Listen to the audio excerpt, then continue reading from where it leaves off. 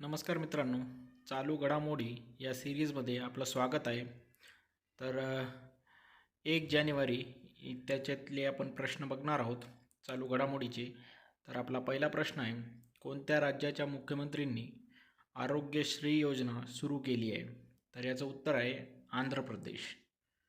पृथ्वीच्या जवळ येत असलेल्या ॲपोफिस या लघुग्रहाचा अभ्यास कोण करणार आहे?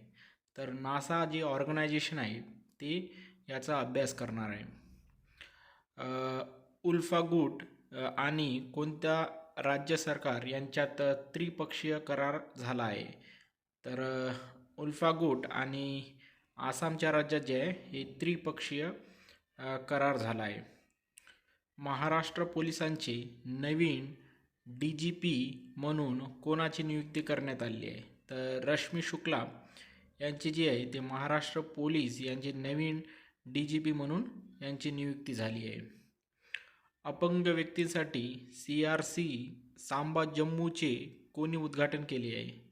तर याचं उत्तर आहे मनोज सिन्हा. केंद्र सरकारने सुकन्या समृद्धी योजनेमधील व्याजदर किती वाढवला आहे? तर याचं व्याजदर जे वाढलेलं आहे ते आता 8.2% म्हणजे 8.2% वाढलेलं आहे.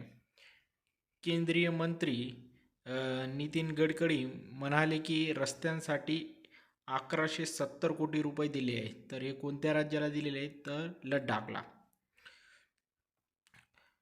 कोणत्या राज्य सरकारने आदिवासी आणि दलितांसाठी वृद्धापकाळ नियुक्ती वेतन म्हणजे पेन्शनचे वय कमी करून 50 वर्ष केली आहे?